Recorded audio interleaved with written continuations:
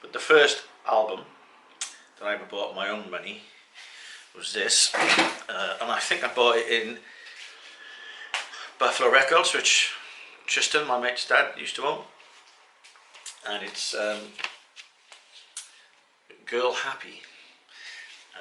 A film. The film is actually quite funny. I quite enjoy the film. It's very entertaining.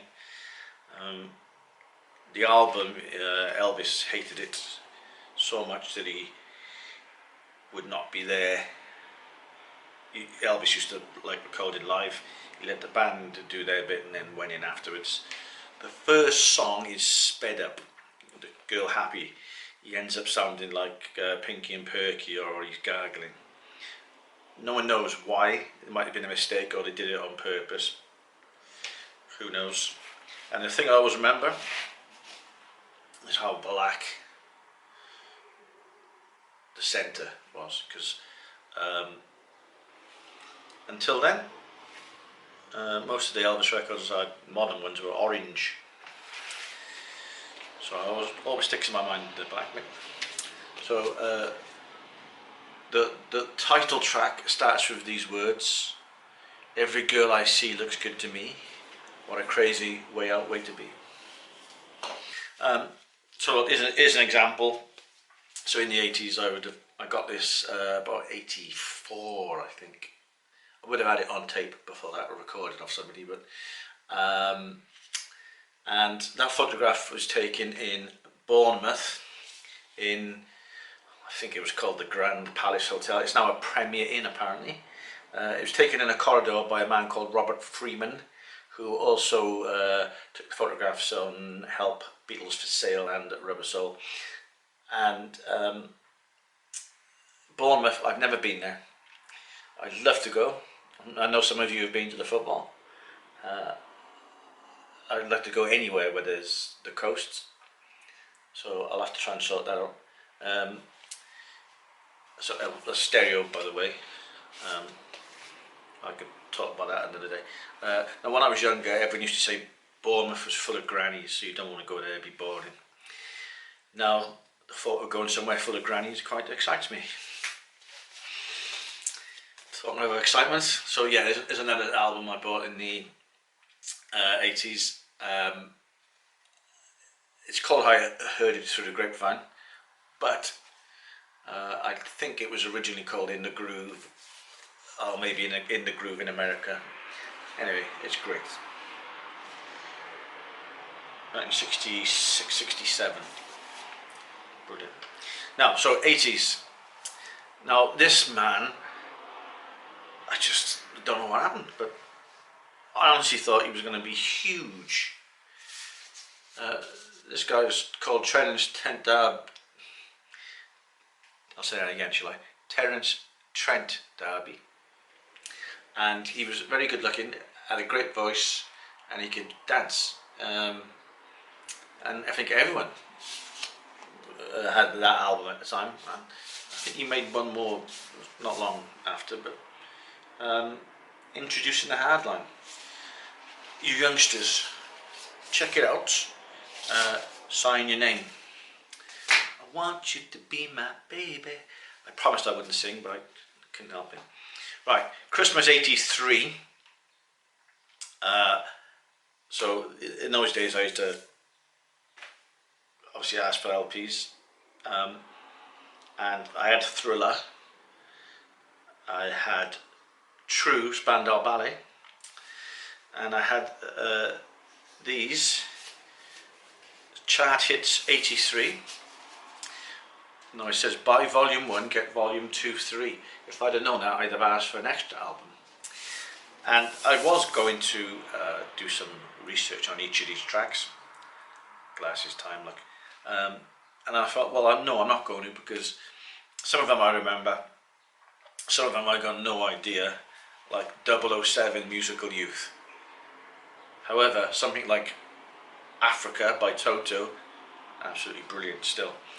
So I don't know if you can see there's some on eBay. So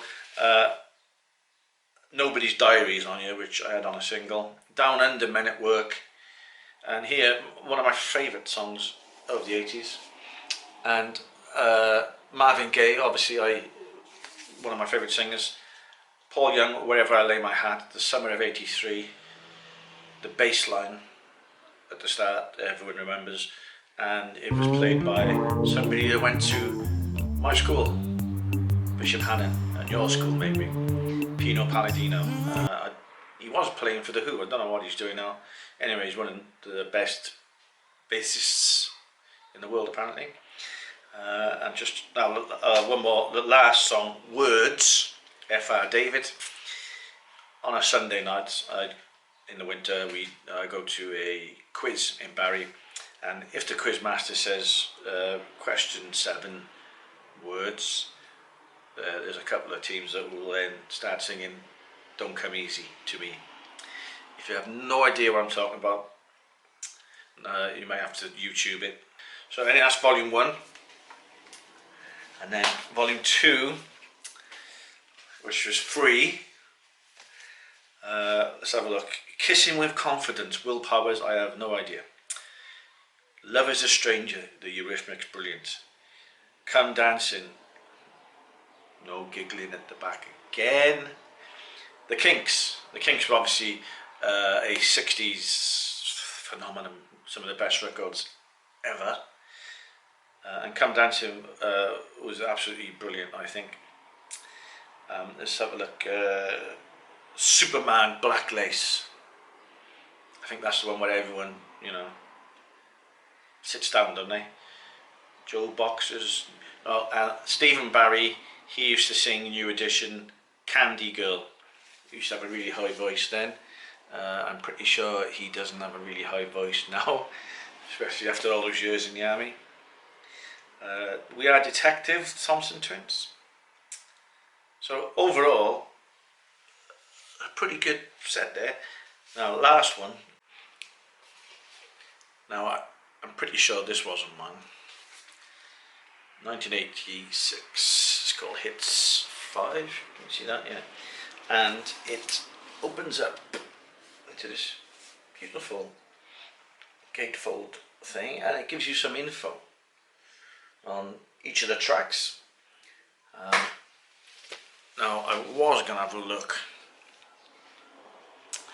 to listen to the ones I didn't know, but I thought, no, that's not fun, is it? So I'll just, I mean, for example, there's Aha, I've Been Losing You, and I got no idea what it goes like. I mean, I might if I heard it, but so I'm just going to have a look quick. The Bangles, Susanna Hoffs, Walk Like an Egyptian.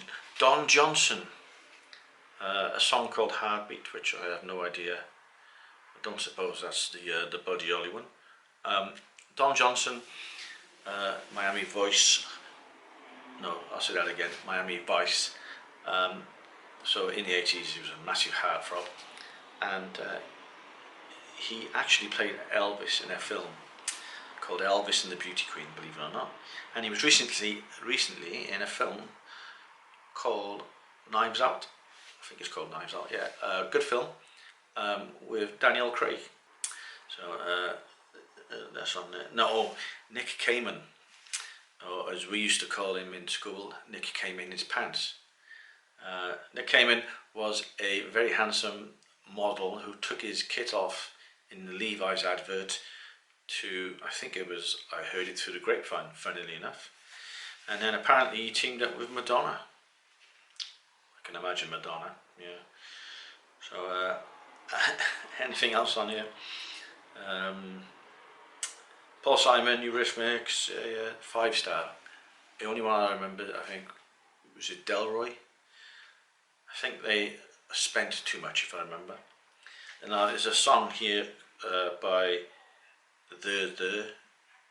I've got no idea what it, absolutely no idea. Frankie Goes to Hollywood, Rage Hard, no idea. But I'll put it up, so it might instill some memories in you.